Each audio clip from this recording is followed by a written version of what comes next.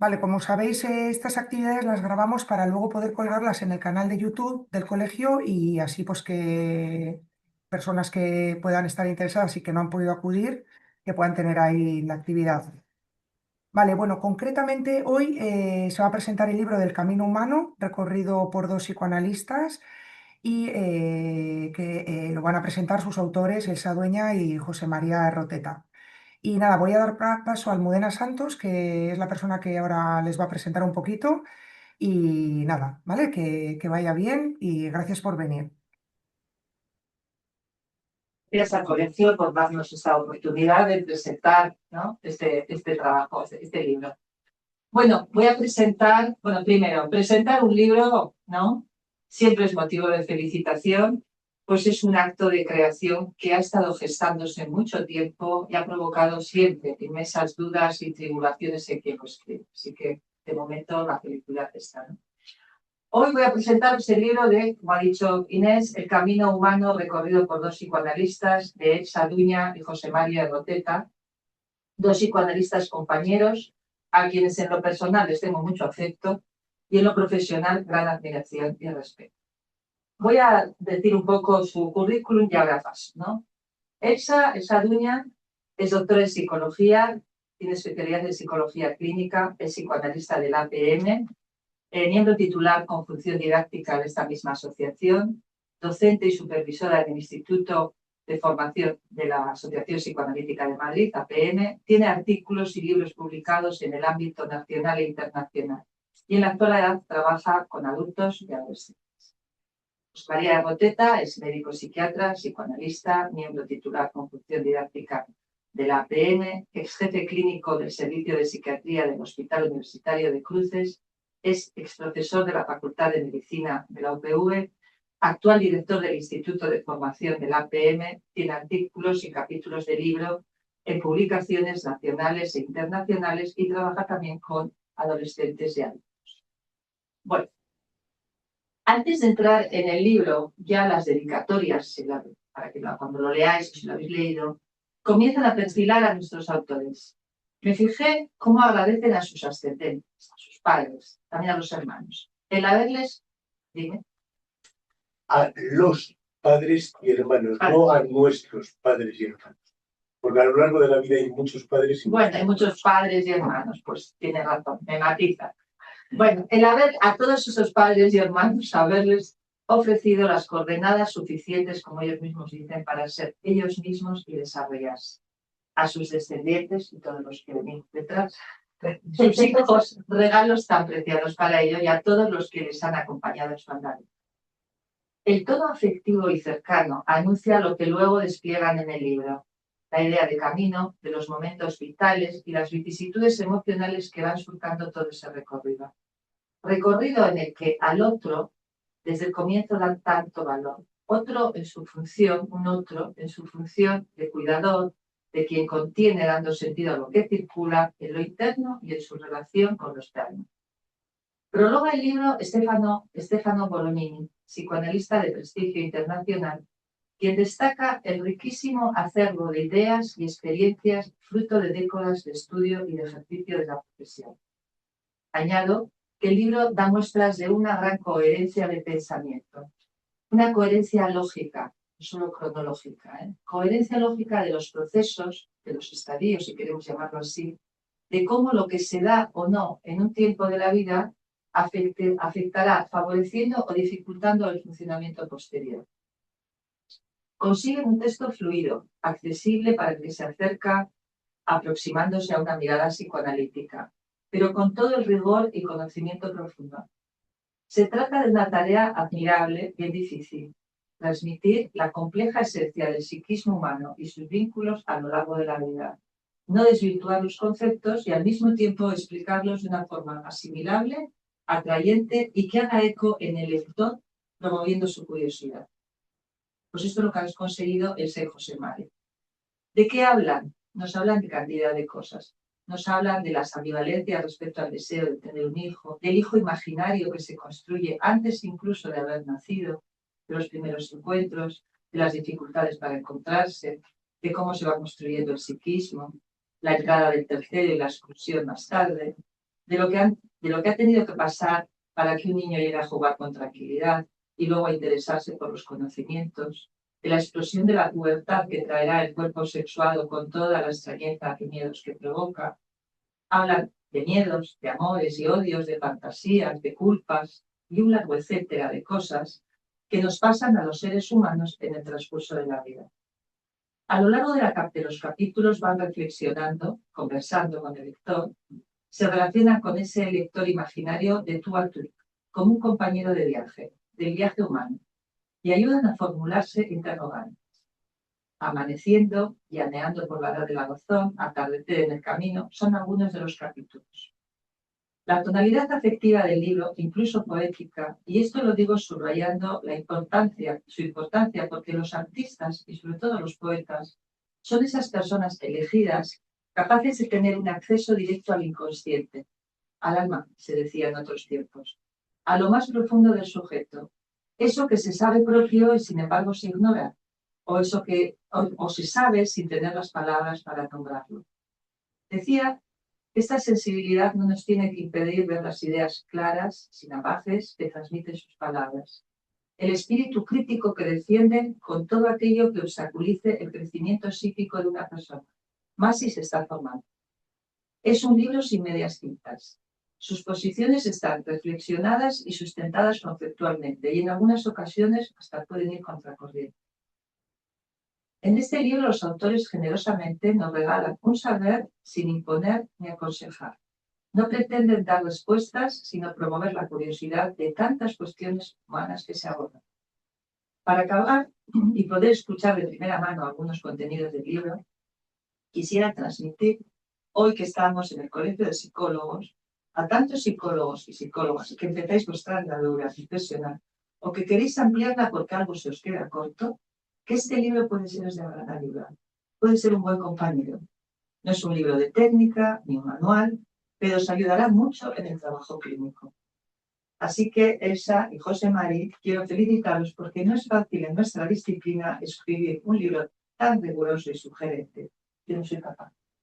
Gracias también por la autenticidad que destila, digna de elogio, y por otras muchas razones que ya no da tiempo a exponer. Así que ahora paso a que hablen los autores, y a que podamos comenzar un diálogo con los que estáis aquí y con los que estáis online.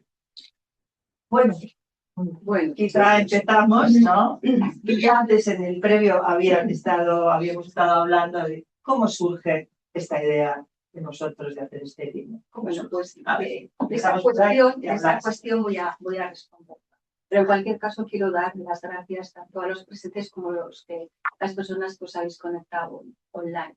Por supuesto a Almudena por acompañarnos en la presentación y con sus bellas palabras, y también al COC que nos ha dado y nos permite estar hoy aquí, y a todos ellos. Bueno, yo voy a comenzar diciendo cómo se gesta este libro. A mí me gusta y nos gusta ser rigurosos. Entonces, para no distraerme y ser concreta y transmitir lo que sí quiero decir, voy a leer. ¿De acuerdo? José Ismael y yo tenemos una larga trayectoria de formación en psicoanálisis, tanto en su estudio como en su docencia. Por un lado, dentro del Instituto de Psicoanálisis, en nuestra asociación, así como también hemos participado y participamos en múltiples actividades de difusión y divulgación. Siendo a partir de esta experiencia, como surgió hace años en mí, la idea de escribir juntos un libro. Bueno, luego ya podemos extendernos. En aquellos tiempos, en José María, aquellos tiempos en los que yo le propuse escribir juntos un libro, José María mantenía una doble jornada, trabajando por las mañanas en el hospital y por las tardes en consulta. Aunque la idea le gustó, tuvimos que ponerla en lista de espera hasta que llegase el momento en que se sintiera liberado del trabajo hospitalario. Y ese tiempo llegó después de la pandemia. En paralelo, nuestros hijos ya hacía años que habían comenzado a salir de uno en uno de la casa familiar para realizar sus estudios. Esta realidad nos permitió reencontrarnos de forma diferente entre nosotros como pareja y también tener diversas conversaciones con ellos, con los hijos, cuando nos juntábamos ahí donde vivían en cada momento. entre las cuales surgió la de animarnos a escribir sobre nuestros conocimientos y, sobre todo, hacerlo para un público que no solo fuera el de los colegas. Esta fue una idea que partió de nuestros hijos. Fue especialmente nuestro hijo menor, Marque, quien insistió en que escribiéramos un libro que pudiesen leer personas no familiarizadas con la teoría psicoanalítica y mucho menos con los conceptos técnicos que utilizamos profesionalmente. He de decir que ninguno de nuestros hijos son de disciplinas muy distintas, no tienen que ver con la misma. He de decir que este ha sido para nosotros un gran reto, el de escribir para personas que no fuesen nuestros colegas, porque ha exigido no dar por supuesto nada de lo que queríamos transmitir e intentar hacerlo de forma que despertase curiosidad e interés, y no el hastío de lo que se hace inalcanzable o insondable. Con este posible lector en nuestro imaginario, como bien ha dicho Almudena, fuimos haciendo espacio en nuestro mundo interno para esta labor. Luego tuvimos que ponernos de acuerdo sobre qué cuestiones queríamos tratar cada uno de nosotros y esto nos fue muy fácil. No tuvimos ninguna dificultad para ello. Y después de escribirlo, nuestros lectores y correctores fueron también nuestros 3 hijos, que nos ayudaron con aquellas cuestiones que les parecía que no quedaban suficientemente claras y que precisaban una mayor y mejor explicación.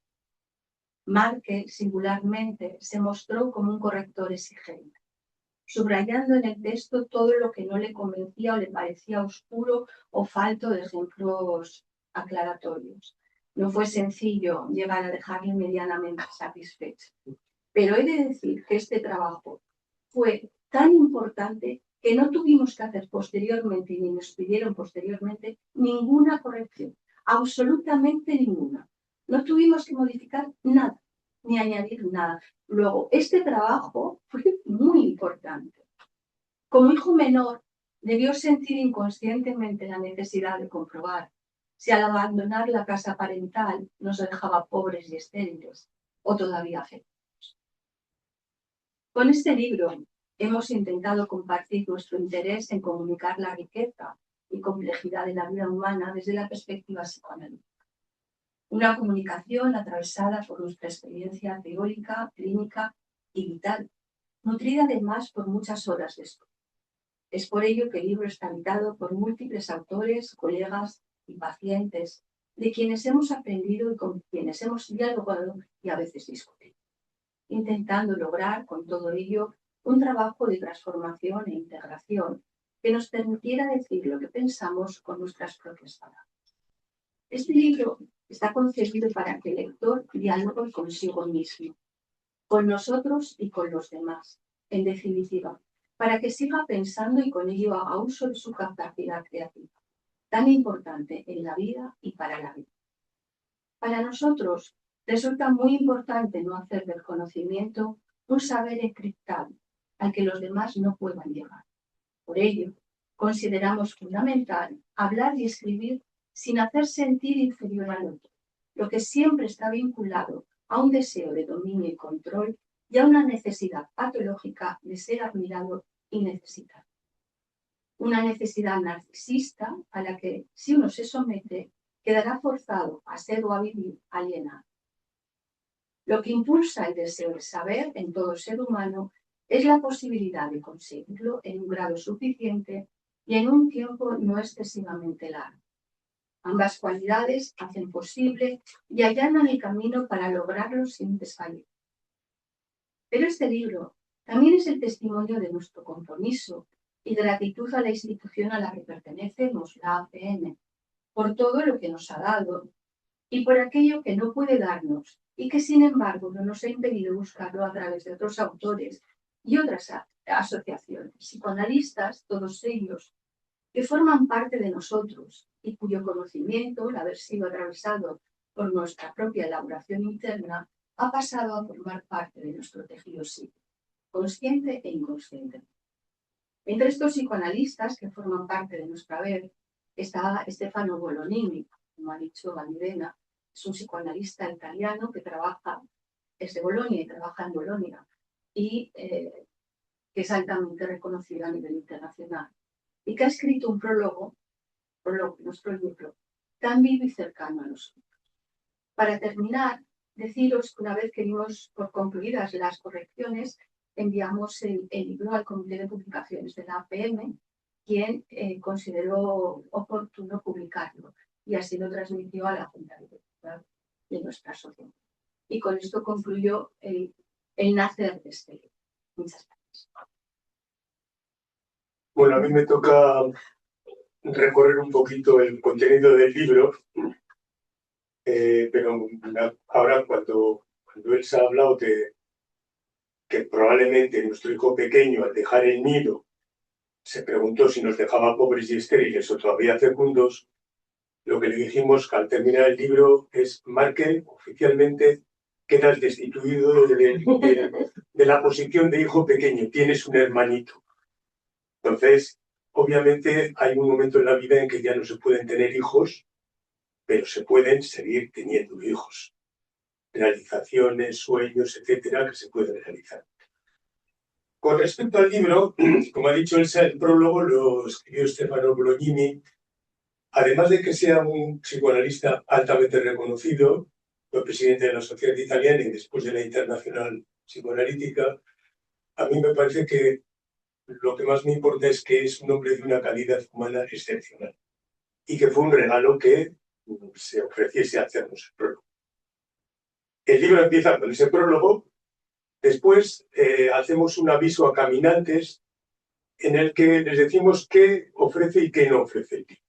Y empezamos por lo que no ofrece. No es un libro de autoayuda, porque no creemos en eso, y tampoco es un libro que puede explicar y contestar a todas las preguntas, porque no tiene todas las verdades, puesto que nosotros estamos caminando y no podemos tener la verdad con mayúscula. Vamos acercándonos poco a poco a lo que se puede comprender. Lo que sí ofrecemos es hacer un recorrido con el lector, mano a mano, caminando todos, preguntándonos y tratando de buscar respuestas. Eso es el libro.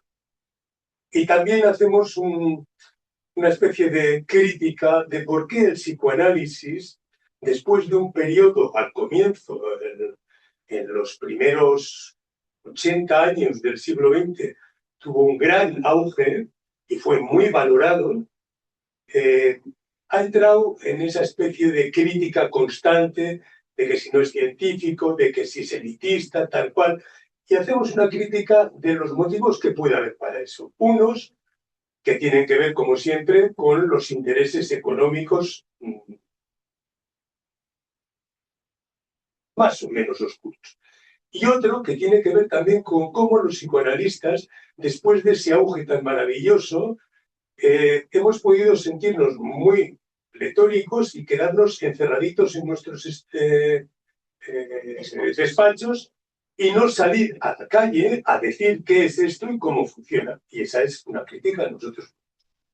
Luego el libro empieza, como ha dicho Elsa, y como ha dicho también Almudena, desde que una pareja sueña la posibilidad de tener un hijo, cómo se gesta ese hijo, qué complicaciones lleva la gestación externas e internas, con la propia madre, con el padre que está al lado, si está con las familias respectivas, etcétera, etcétera, hasta que el niño nace, tiene que balbuceantemente ir desarrollando sus primeros espacios psíquicos, cómo se organiza el aparato para pensar los pensamientos, qué ansiedades tiene un bebé, porque eso de que el bebé solo come y duerme es una utopía absurda. Un bebé pasa por muchas ansiedades cuando está empezando en este mundo. Y cómo todo eso es muy importante para lo que ocurrirá después.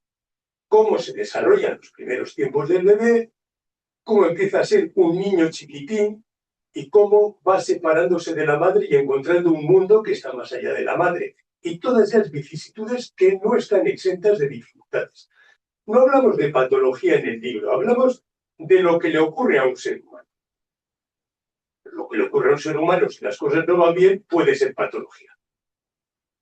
Hablamos del niño cuando ya en el colegio se empieza a socializar, paréntesis, eso que se dice ahora de que al niño hay que llevarle a la guardería cuanto antes para que socialice, a mí personalmente creo que a los dos nos parece una estupidez, porque un bebé no tiene que socializarse, lo que necesita es brazos y que le cuiden mucho. Socializarse viene después, cuando el niño empieza a relacionarse con los demás, empieza a jugar y empieza a hacer juegos con reglas que hay que cumplir o que se transgreden. Y entonces vienen las represalias por la transgresión. Todo eso ya es un desarrollo enorme. Después viene la pubertad y la adolescencia con todos los duelos que supone dejar atrás la infancia y tener que convertirse en un adulto, lo cual es un trabajo ímprobo en todos los sentidos, y cómo, sobre todo en la adolescencia, hay algunos riscos muy peligrosos con los que se tropiezan. En este momento, que está tan vigente, hablamos de la disforia de género y la transexualidad, y hablamos del aborto, que a través de la adolescencia se suele empezar a ver de una manera muy peligrosa. Hablamos de cómo se constituye una pareja, si se constituye, y de cómo eso también supone tener que renunciar a la completud, tener que hacer cabida al otro y organizar un tramo del camino en nada fácil, porque ser dos y andar juntos es muy difícil. Hay muchas trabas, y yo siempre suelo decir que una pareja sea exitosa no depende de la suerte, un poquito de suerte hay que tener, pero sobre todo es trabajo, trabajo y más trabajo, mucho trabajo, para reencontrarse cada día y no para querer al otro por todo lo que tiene de maravilloso, que es facilísimo, sino para aprenderle a querer por lo que no tiene o no puede dar porque no lo puede dar todo. Ese es el trabajo de una pareja. Esa es la primera parte del libro, que lo llamamos Desde la salida del sol, puntos suspensivos. Y en la segunda parte, hasta el ocaso, empezamos con la edad media de la vida, el nido que se vacía, la pareja que se reencuentra, si alguna vez fue pareja, se reencuentran, y a ver cómo se organiza esa parte de la vida, qué posibilidades que no se habían realizado se pueden pensar en realizar en ese momento vital. También hay que pensar que para ese momento los que eran los padres de los padres, los abuelos, empiezan a dar problemas porque envejecen y hay que cuidarles. Ya no hay hijos, pero hay padres, abuelos a los que hay que cuidar. Y como todo eso complica también la vida, porque nuestra vida siempre está complicada. Cuando la gente, al venir a hacer un análisis, por ejemplo, me dicen, yo es que quiero vivir tranquilo, y yo suelo pensar, no, eso es en el momento que te le ponen las manos así, ahí sí que vas a descansar para siempre. Durante la vida no vamos a descansar. Podremos estar más o menos serenos, pero tranquilos nunca. Entonces, la edad media de la vida da lugar al atardecer, que es el envejecimiento, y que es un momento de hacer balance, porque para poder envejecer con cierta dignidad y serenidad, tiene que haber un balance positivo de lo que se ha vivido. No un balance de ricachones, sino suficientemente positivo. Que haya más en el haber que en el debe. Y en el debe están los duelos que no se han realizado. La vida es un continuo duelo. Todos los duelos que hemos dejado aparcados están en la mochila y pesan. Los duelos hay que realizarlos. Cada vez que vamos dando un paso hacia adelante hay que cerrar la puerta de atrás. Y hay que hacer duelo. Entonces, para envejecer hay que hacer o haber hecho muchos duelos. Para poder enfrentarse al último duelo, que es el de la muerte. El final de la vida y la muerte. Cuando estábamos haciendo el libro, un primo, cuando le dimos los capítulos que habíamos pensado, el último era la muerte, y nos dice, estáis locos. Si ponéis en un capítulo la muerte, no va a comprar el libro nadie. Y entonces, bueno, yo decidí llamarlo Apenas unos pasos más. Apenas unos pasos más es que el camino se acaba y hay que terminarlo. Y creemos que morir, que no es nada fácil y no resulta bonito, sin embargo no tiene por qué ser aterrador si uno ha caminado lo suficiente y llega al final del camino cansado, pero contento de haber hecho el camino. Despedirse de esta vida no es fácil, es triste, pero no tiene por qué ser aterrador si uno siente que de verdad ha vivido. ahí es donde acaba el libro. El epílogo es el hasta siempre que damos a los caminantes que han leído el libro con nosotros, y el hasta siempre, pues, es un pedir perdón porque no hemos dado todas las respuestas, ya lo habíamos avisado, que no las teníamos, y que suponemos que al final del camino, si se ha leído bien el libro, hay más sed que al principio, porque una de las curiosas maneras del mundo psíquico es que cuando se abren ventanas en el mundo psíquico, se amplía la curiosidad. Por lo tanto, al final tiene que haber más preguntas que al principio, porque uno es más capaz de hacerse preguntas. Entonces pensamos que al final del libro un lector tendrá más preguntas, más curiosidades que al principio. Y el libro acaba con un poema maravilloso de Hugo Mújica, que es un hombre con una trayectoria profunda y profundamente humana, y que nos entusiasmó para terminar el libro. Este sí que lo quiero leer, porque me parece que no se puede acabar mejor que con un poema. Como decía Freud, los poetas siempre llegan mucho antes y mucho mejor que nosotros. Y el poema se llama De noche abierta. Un pedazo de hambre, un vaso de agua. Fiel a lo humano, al tamaño de lo que los brazos mecen, a la fiesta de lo que en las manos cabe, a la callada esperanza que es no apretar los labios. Fiel a un vaso de agua y al pedazo de hambre que otro cuerpo nos trae. Fiel sorbo a sorbo, hambre a hambre. Fiel al pudor de apenas una seña, apenas el abismo del otro cuando el silencio calla la piel que nos separa.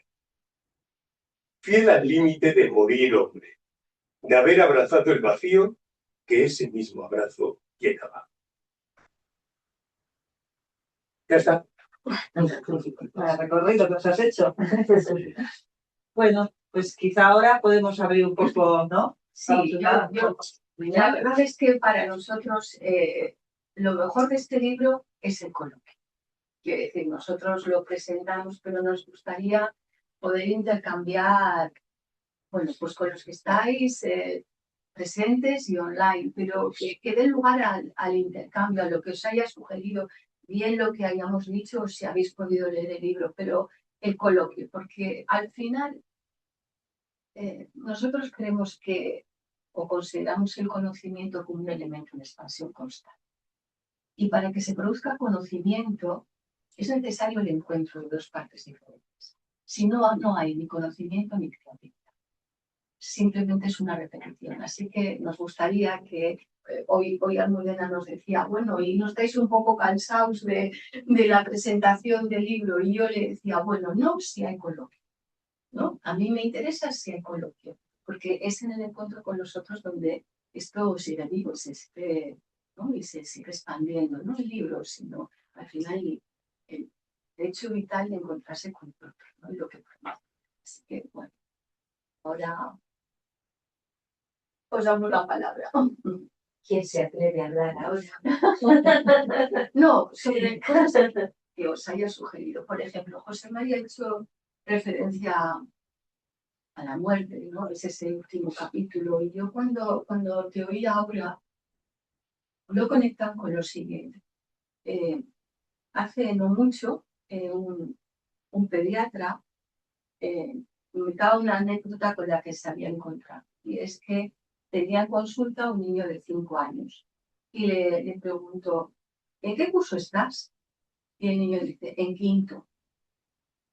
Claro, no salen las cuentas, no nos salen las cuentas en cuanto a lo que nosotros entendemos por un niño escolarizado, pero a él sí le sabía, porque desde que tenía un añito iba al cole. Bueno, eso por un lado, que me parece una cuestión muy importante. Creo que hoy en día las parejas, como siempre lo hemos hecho, lo hacen como pueden. Pero creo que socialmente no se cuida. No se cuida la infancia. Se cuida muy poco. Es verdad que nosotros en el libro decimos cosas políticamente incorrectas. Es decir, cosas que a muchos o a algunos les puede ofender. Como es lo que yo acabo de decir. Yo creo que hoy en día hay muchos recursos muy mal utilizados. creo que las parejas jóvenes, antes era la mujer, sobre todo la que tenía, bueno, se planteaba qué le iba a pasar, qué le iba a pasar con el trabajo si quería ser madre, y el temor a ser despedida. Pero lo curioso es que ahora también les pasa a los padres. Es decir, ahora los padres también tienen miedo de que si cogen la baja paternal sean despedidos, y a veces lo son. Es decir, yo diría que es una situación muy contradictoria socialmente, porque por un lado se habilitan posibilidades de cuidar, pero al mismo tiempo yo diría que es un como sí, porque en lo profundo no es verdad que se habilite ni se cuide la infancia.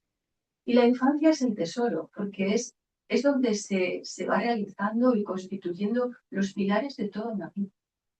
Y es algo muy importante. Luego, en fin, personajes públicos y con responsabilidades echan las manos a la cabeza, porque ¿qué pasa con la adolescencia? ¿Cuántos adolescentes hacen una ruptura y sufren y necesitan medicación? Bueno, ese es otro de los elementos. Hoy los niños están altamente medicados. Y pienso si la medicación lo que viene a sustituir es a los cuidados que no se les dan. Y con esto de nuevo soy políticamente incorrecta, pero me parece, siento la responsabilidad de poder utilizar mi conocimiento para decirlo en foros donde creo que es importante que se oiga. El cuidado de la infancia requiere de atenciones y de una presencia y de efectivamente dotar a los padres de una tranquilidad de poder estar sin tener miedo a las consecuencias laborales que eso pueda tener. Y en ese sentido, creo que habilitar las guarderías es importante, pero creo que es erróneo dar a entender que, o culpabilizar a los padres que no llevan a los niños a la guardería o que no les escolarizan a los 2 años, como si eso fuese privarles a los hijos de un desarrollo intelectual, lo cual no es real. Pero bueno, yo aquí me podría extender mucho, pero no lo voy a hacer. No habla nadie.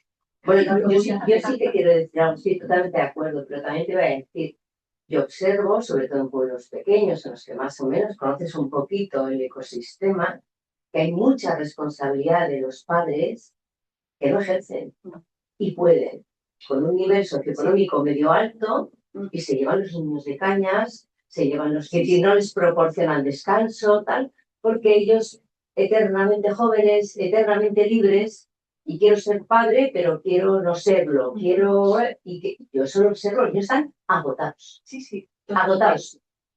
Muy mal cuidados, porque el cuidado es que te miren tus padres, ¿no? Un poco que te miren, y están, los ves, están entre ellos, se lo están pasando fenomenal. Y eso es una cosa como que está ahí cerca con una pelota que de vez en cuando pide agua, pide tal, niños pequeñitos, ¿no? Entonces, hay una falta también de compromiso. A mí me espanta, ¿eh? Yo me quedo asustada con lo que veo. A mí me horrorizó la primera vez, que es evidente, pero no lo había visto, en que vi a una madre reciente dando de mamar sentada en un banco en el parque, mientras estaba chateando con el teléfono, y me di cuenta de que aquel bebé mamaba, pero no tenía madre, porque la madre estaba ocupada en otro lado. Es decir, toda la tecnología que somos capaces de desarrollar, como siempre, se puede usar bien o mal. Y si un bebé no es mirado por su madre, no va a poder mirarse, porque es la madre la que hace de espejo para que el bebé se mire. Ese bebé va a tomar leche, pero no va a tomar humanización. Y eso va a traer consecuencias. Y hay muchas cosas que se están haciendo cada vez más precozmente y que luego se sustituyen por un exceso de otra cosa. Por ejemplo, lactancia hasta los 4 años o dormir todos juntos hasta la pubertad. Porque el colecho, claro, es como una sustitución, pero una sustitución, entre comillas, la palabra perversa. Porque se está dando algo que no es ni bueno ni necesario para suplir lo que no se está dando. A mí, por ejemplo, una de las cosas que me parece muy complicado, voy a respecto a la paternidad o la maternidad, ¿no? Es el respetar la identidad del niño, la individualidad del niño, que muchas veces sin quererlo tienes tus propias expectativas o a veces las que te han metido tus padres y un poco vas siendo bola de lo que te han hecho ser a ti misma, ¿no? Y si te das cuenta y consigues parar lo tuyo, pues Ya es más mucho. bien, ya es mucho, ¿no? Pero sin quererlo a veces también ya de rebote se lo pasas a tu hijo, ¿no? En el sentido de que tienes que ser pues de estas maneras, ¿no? Y ya enfocar en estudios o enfocar en forma de ser. Entonces me parece difícil a veces el respetar cómo es el hijo. Me parece que ahí es una labor importante de los padres el parar a decir qué es que quiere ser escucharlo. Porque al final yo creo que parte está la mayor parte de la escucha, ¿no? El leer, ¿no? El pararte a entender que quiere, que le gusta y no conducirle tú civilizamente, porque cuando queremos somos muy listos y lo hacemos, o sea, hay gente que lo puede hacer por autoridad, pero a veces también le conduces de otra Mucho manera. más sutil, peor. Eso es. Lo transgeneracional de eso también Sí, hablamos en el eso, libro, porque nunca somos nuevos. Cuando nacemos de unos padres que tuvieron padres y tuvieron abuelos y bisabuelos, y hay mensajes transgeneracionales inconscientes que se van transmitiendo a la generación siguiente. Y un niño lleva sobre los hombros desde que nace, vete a saber qué cosas. Vete a saber qué cosas. Por eso, cuando Almudena ha hablado de que nosotros empezamos haciendo un homenaje de gratitud a los mayores, he dicho no a nuestros padres y hermanos, que también, pero a los padres y hermanos que te acompañan y que a veces te ayudan a librarse de lo que los propios padres y hermanos te han encajado. Porque son los otros padres y otros hermanos que encuentras por la vida los que te ayudan a salir de ahí. Porque si no, nos quedamos atrapados en lo que nos han metido encima. Mira, cuando se escuchaba las dos, cuando tú decías la referencia a poder ver al hijo, a poderle reconocer, no ver con los ojos, sino reconocer, ¿no? De la misma forma que cuando tú hablabas de esos padres que están de cañas o que están de vinos y que siguen siendo adolescentes, que están en cuadrilla, pero la realidad es que están siendo padres y tienen una responsabilidad. Yo pensaba en los duelos a través del tiempo. Creo que el nacimiento de un hijo de entrada es un duelo, porque nunca va a ser el hijo de entrada. Y la verdad es que esto, asumirlo no es fácil, porque implica muchas renuncias personales, a distintos niveles. Inevitablemente, no solo está lo transgeneracional, que por supuesto que nos habita, también está lo que cada uno ilusiona, cómo proyecta, cómo se imagina siendo, cómo imagina siendo a su vez, lo cual es necesario, no es negativo, es necesario, porque eso permite investir un proyecto que es, en este caso, el de un hijo, como puede ser en la vida cualquier otra cosa. Bueno, nosotros en el libro decimos cómo hemos dialogado con ese posible lector. Todo proyecto en el que uno inviste da tiempo y energía, lo tiene que investir. Por lo tanto, hay una recreación interna que es necesaria y no tiene por qué ser negativa, siempre y cuando uno no pretenda que lo que tiene en la cabeza se ve en la realidad, ¿no? Es decir, eso ya implica un duelo. Es el duelo de diferenciar lo que yo quería, lo que yo esperaba, lo que yo anhelaba y no es. Pero es otra cosa. Y poder reconocer eso y vivir eso es altamente importante y necesario. Pero implica duelos. Realmente el libro, creo, no sé, cuando lo terminamos y lo leímos, nos daba la impresión de que era el recorrido por un duelo. Es la palabra que más aparece en el libro, duelo. El duelo de la vida, porque lo cual no significa no tener capacidad de disfrutar. Creo que precisamente cuando uno puede ir haciendo el duelo de lo que creía que iba a ser, no es, puede vivir. Porque si no es quedar atrapado, es como quedar atrapado en lo que falta. Esto que se suele decir como expresión coloquial, el vaso se puede ver medio lleno, medio vacío, pues creo que hay mucha diferencia de vivir y de cómo se llega a la muerte, sinceramente. Si uno ha vivido pendiente de lo que falta y por lo tanto no pudiendo reconocerlo, porque desde ahí la vida nunca, las cuentas nunca salen, jamás. Y vivir es muy difícil desde ahí y morir mucho. Mucho. Hola, perdona. Es que han puesto en el chat un comentario, Esther, que ha puesto que la vida es una sucesión de duelos y creo que la generación actual que está teniendo hijos pretende mantener su vida anterior porque entiende, asume que no tiene que renunciar a nada, al trabajo, la vida social, ocio, maternidad, paternidad. Nada, ha sido a través del chat. Esther, gracias. Sí, sí. No sé, igual. Ahora me voy a seguir siempre. No, Sí. yo creo que ya está dicho. Sí, es que Ya está dicho. lo vemos todos Yo los días. le voy a dar un poco el acento en otro lado, es decir, está muy bien, ahora mismo usted, ¿no? Lo que estamos hablando aquí es lo que en este momento en las, ¿no? Las generaciones de, ¿cómo llamáis? La media vida, no, bueno, El atardecer. no, anterior, los jóvenes, vamos a decir, ¿no? Los jóvenes padres, estáis hablando sí. de toda esta edad, ¿no? Estamos viendo lo que falta, ¿no? El no poder hacer duelos. Pero vamos a ver, ¿qué podemos transmitir de lo que, de la pulsión de vida, de lo que sí hay, de lo bueno que puede tener este momento? Porque si no, nos vamos a quedar solo con el duelo, que va a parecer un poco así, ¿no? ¿Qué es lo que veis vosotros, por ejemplo, de bueno en este, podemos pensar todos, ¿no? De buena en esta sociedad, en esta gente joven ahí con ganas, ¿qué debemos, qué podemos transmitirles? Es decir, que ¿no? Pero fíjate, Lorena, yo no creo que, o sea, para mí poder hacer un duelo es vida. Sí, sí, es vida para Es poder, vida. sí. Entonces, O sea, ahora ya estamos en la vida, exacto. Entonces decimos, ¿qué es lo bueno? Vamos a quedarnos por ahí. ¿Qué os parece que hemos ganado, que están ganando, que tienen? ¿No? Lo bueno, creo que estamos en un fin de ciclo y comienzos de un ciclo. La vida se ha complicado terriblemente para todos. Se suele decir que nuestros hijos, los que ahora tienen 30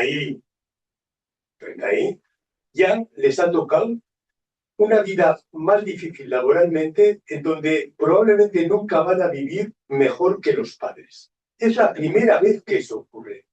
Hasta ahora la historia iba avanzando de forma que los hijos iban un poco más allá que los padres y acababan viviendo mejor. Subían, vamos a decir, de calidad de vida. Y ahora eso se ha trastocado. La precariedad laboral es terrible. El poder acceder a una vivienda es terrible. La gente que tiene 30 ahí, se habla de que para emanciparse pasan las de Caín. Eso al ser humano, cuando al ser humano le ponen en el precipicio justo en el borde, es cuando espabila. Vamos a decir que ha habido un periodo de bonanza. No quiere decir que no hayan pasado muchas cosas terribles en el siglo XX, por ejemplo, pero un periodo de bonanza, de ir hacia adelante. Ahora la gente se encuentra de, ¿y ahora qué? Esto que tenemos delante, que nos ponen delante, no es bonito, es horroroso. ¿Eso qué suele ocurrir? ¿Qué suele suponer para el ser humano? Que desarrolla nuevas capacidades, que se le ocurren nuevas formas. Antes, lo habitual era que los hijos viviesen a no más de 20 minutos, media hora de la casa de los padres, en la siguiente generación. Ahora tienes un hijo en Dubái, otro en Nueva York, otro en Andalucía, cada cual se tiene que buscar la vida como sea. ¿Eso qué produce? Produce una mezcla de razas y de culturas que siempre es muy rica. La mezcla siempre es más rica que las razas puras, otra cosa políticamente incorrecta. Y creo que el tener que buscar la vida de esa manera va a producir unas habilidades nuevas. Por ejemplo, antes tomando un café hablábamos de lo online. Lo online también se puede usar para bien o para mal, pero qué maravilla el poderse conectar con la otra punta del mundo para poder hablar y pensar juntos. ¡Qué maravilla! Con la pandemia aprendimos todos. Cuando estuvimos encerraditos, los psicoanalistas nos dimos cuenta de que podíamos trabajar online. No será lo más bonito y lo ideal. La presencia física es insustituible, pero cuando no puede ser, no puede ser. Y poder seguir pensando juntos es muy importante. Lo online ya es un desarrollo. La gente de esta generación, es verdad que puede que precisamente porque la vida se lo ha puesto difícil y han tenido que hacer muchas renuncias de bienestar, les resulte más difícil hacer los duelos de tener que criar hijos y no irse de cañas, etcétera, etcétera. O sea, les cuesta más eso, porque se les ha frustrado mucho. Siempre que hay un exceso de frustración, se piden gratificaciones extra. Entonces creo que estamos en esas. Pero también va a haber unos despertares nuevos. Nuestros hijos van a tener que encontrar recursos donde a nosotros ni se nos hubiese ocurrido. Yo creo que la generación actual mira más por ellos. O sea, es decir, yo creo que nuestra generación éramos un poquito más, vamos a hacer lo que quieren nuestros hijos que seamos, ¿no? Entonces, siempre ha habido ahí un poco, o las madres han vivido un poco, no se han dedicado a ellas, sino a cuidar, ¿no? Tenían los hijos, entonces no han tenido vida. Entonces, ahora los hijos, al ser no más egoístas, pero al querer hacer su vida más, yo creo que llega un momento en que la mujer y el padre o la pareja dice, nos tenemos que hacer nuestra vida.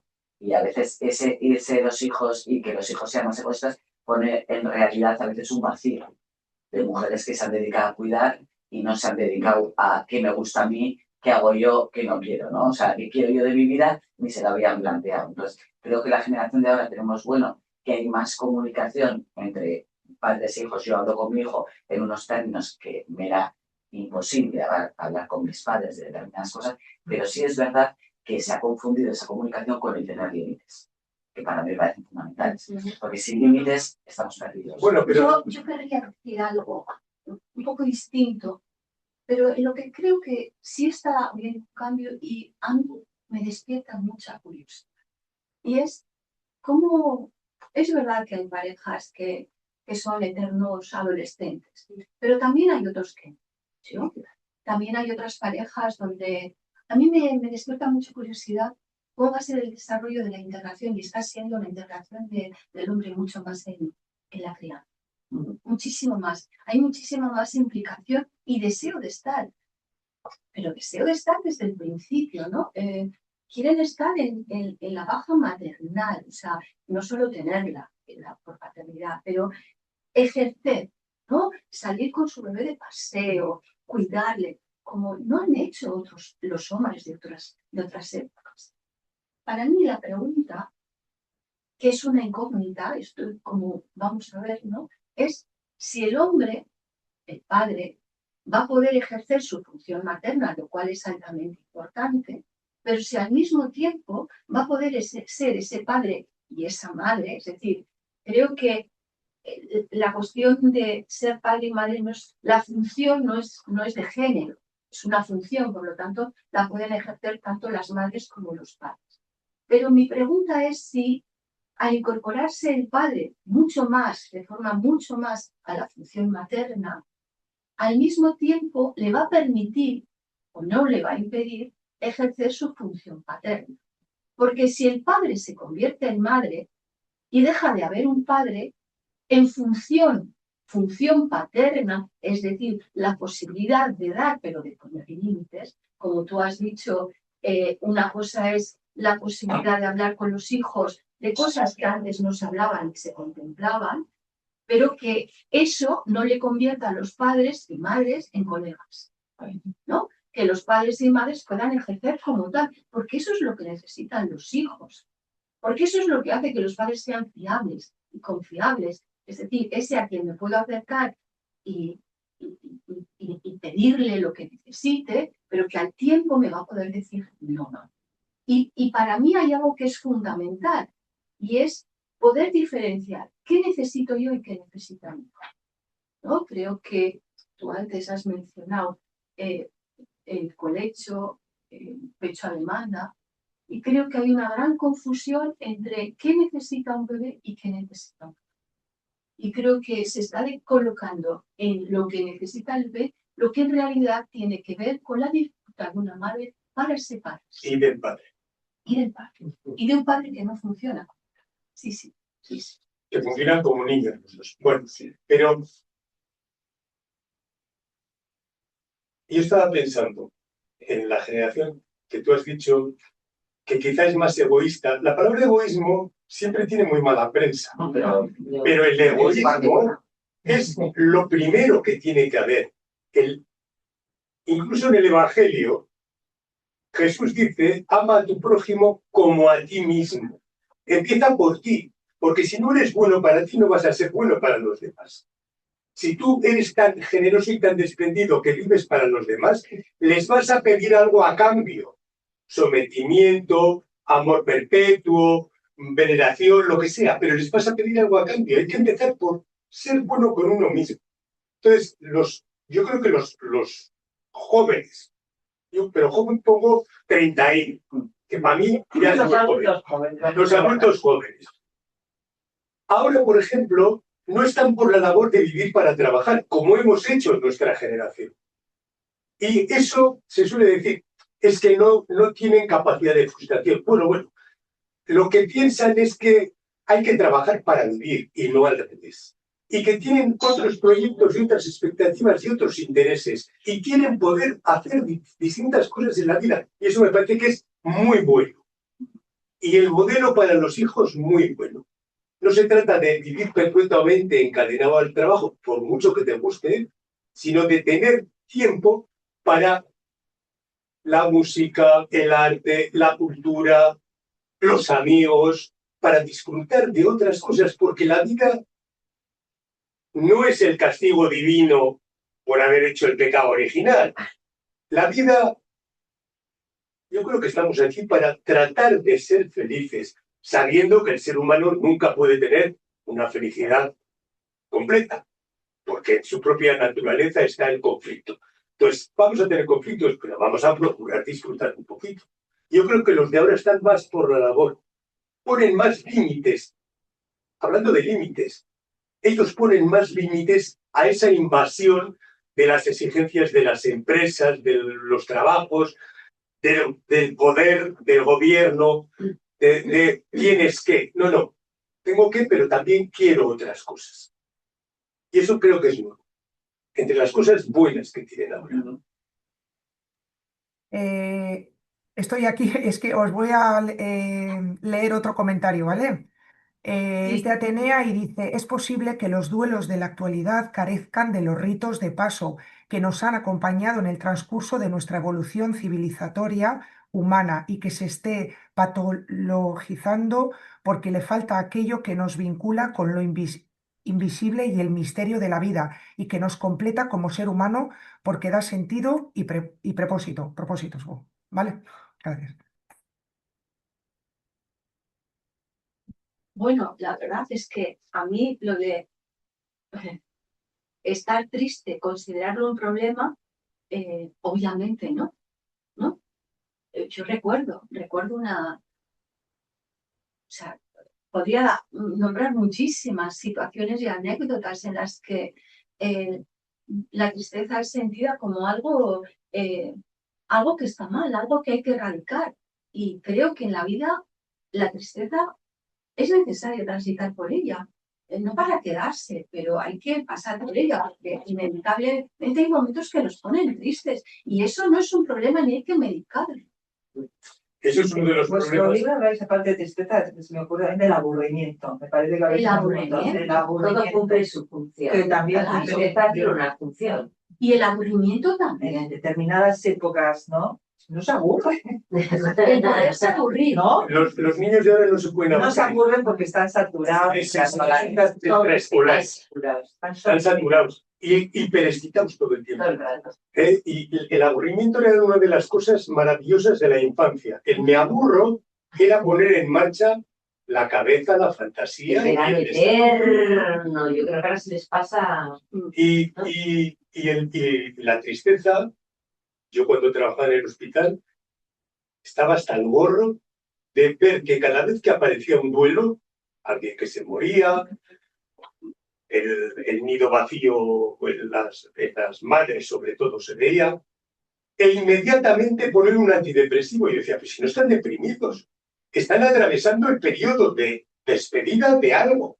Eso no es una depresión. Una depresión es si eso se estanca y dura 1 año, 2 años, 3 años, ahí sí, hay algo ha pasado que no se puede transitar el duelo. Pero un periodo de tristeza es imprescindible para elaborar el duelo y seguir adelante. Si no se hace, ahí se queda.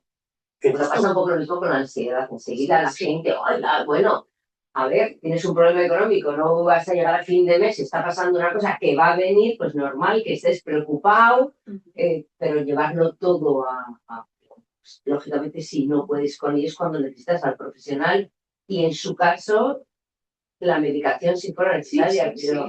Pero hay un mensaje políticamente correcto de que no hay que sufrir. Sí. Entonces, si tienes ansiedad, hay pastillitas. Benzodiazepinas. Sí. Si tienes depresión o si estás triste, el ISRS. Pero inmediatamente hay que poner un fármaco.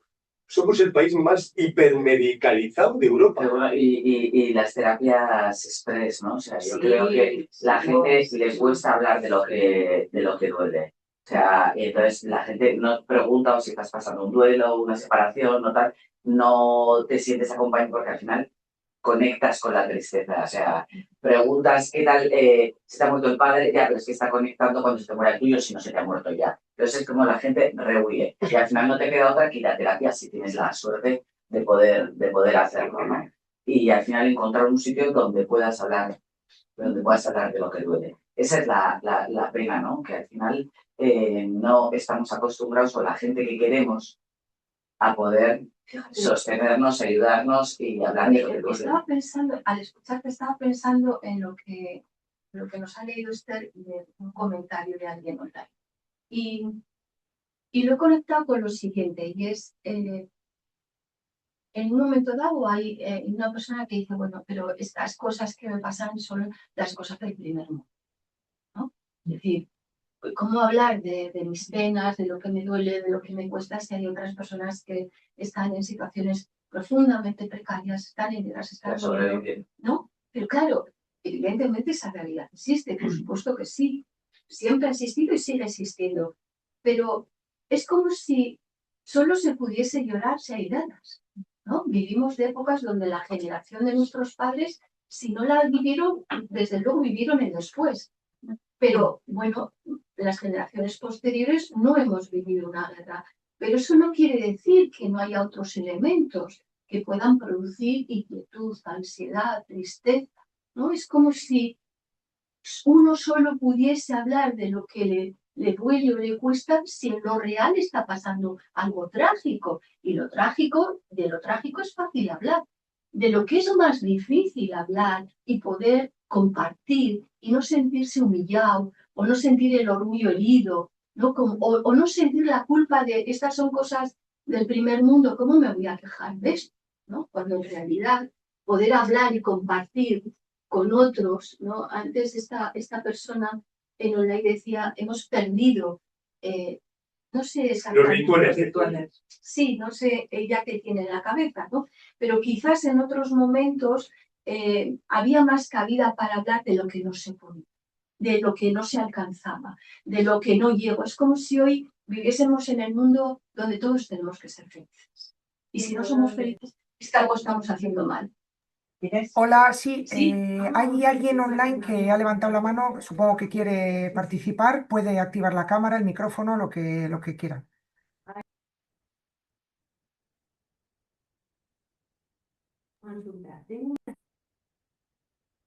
No sé, había alguien, no sé quién es, si quieres participar ahora o... Nada, pues nada, no sé, vale, perdonad. Bueno, son 1:30, digo por si queréis respetar tiempos y tal, o bueno, que si hay más preguntas, estamos aquí todos a gusto. Yo por acabar y que estamos en el Colegio de Psicólogos, que están escuchando también, ¿no? Digo, ¿qué ofrece? Ya que somos psicoanalistas, ¿no? Y es un libro de recorrido por 2 psicoanalistas, esto no hay que olvidarlo. ¿Qué ofrecemos? ¿Qué se ofrece en la consulta para que puedan decir qué ofrecemos los psicoanalistas para frente a todo esto que estamos hablando. Pues, del libro, a ver, ¿qué idea? ¿Hay alguna idea que podéis decir? Esto queremos que quede, ¿no? Transmitirlo con, ¿no? ¿Qué hacemos los psicoanalistas frente a todo esto, ¿no? Para que la gente no tenga, los que andan eso que he dicho yo en la presentación, igual a algunos se les queda corto su manera de trabajar y se encuentran con estas vicisitudes. También a nosotros, ¿eh? Pero, ¿no? Tú lo has dicho en la presentación. Lo que ofrece el psicoanálisis es, la respuesta psicoanalítica es que todo lo que ocurre y ocurrirá tiene un sustrato previo. Y que si uno no elabora ese sustrato previo, no puede seguir adelante. El psicoanálisis lo que ofrece es pensar siempre en qué ha pasado y qué está pasando para poder prever lo que va a pasar. Lo que uno puede prever. Se repite. Lo que se repite es lo que no se puede elaborar, lo que no se conoce, lo que no se ha pensado. Eso se repite. Mira, hoy en día, a diferencia de otros tiempos, las neurociencias y el estudio del cerebro actual se está viendo que, y constatando, ¿no? Porque algo que tú antes, José María, al principio has recogido como el psicoanálisis está tachado o ha sido tachado durante mucho tiempo y sigue haciéndolo, sigue siendo tachado de eso, de no ser científico. Bueno, pues hoy las neurociencias pueden dar cuenta de lo que el psicoanálisis lleva diciendo mucho, y es lo siguiente.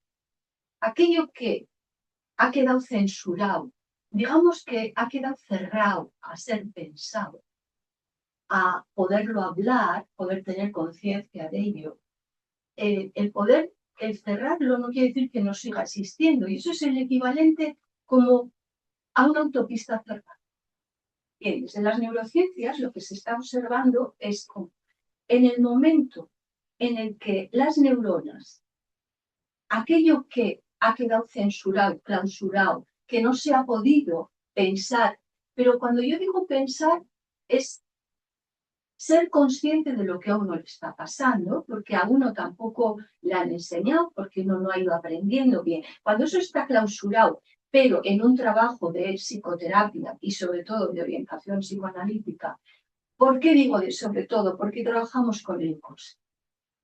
Es decir, el inconsciente es la piedra angular del funcionamiento psíquico, porque todos podemos hablar de aquello que sabemos conscientemente, pero en el inconsciente alberga todo, buena parte, es decir, buena parte de lo que hace sufrir al ser humano tiene que ver aquello con lo que no ha podido ser recogido psíquica y por lo tanto habita el cuerpo. Bien. Cuando esto tiene la posibilidad de ser puesto en palabra y el sujeto adquiere la capacidad de poder pensar en aquellas cosas que formando parte de su vida nunca ha podido ir a ellas, es como abrir una autopista mental. Eso crea sinapsis y crea uniones neuronales que hace que el cerebro se amplíe y amplíe la capacidad de conexiones internas. Y eso hace crecer el psiquismo. Eso es algo que hacemos nosotros. Solo que nosotros, y el psicoanálisis lo ha ido dando cuenta de ello de una manera que hoy en día, desde las neurociencias, eso se está demostrando. Pero eso está escrito en libros escritos sobre eso, ¿no? Entonces, bueno, pues eso. Bueno, no sé, Inés nos dirá. Así que, bueno, por nuestra parte... Muchas gracias. Muchas gracias. Muchas gracias a vosotros por el libro que nos habéis regalado. Gracias, ya está, por aquí no hay más, así que muchas gracias, ha sido un placer, un gusto. Gracias. Bueno, yo no voy a vender algo, usted. No, no, no,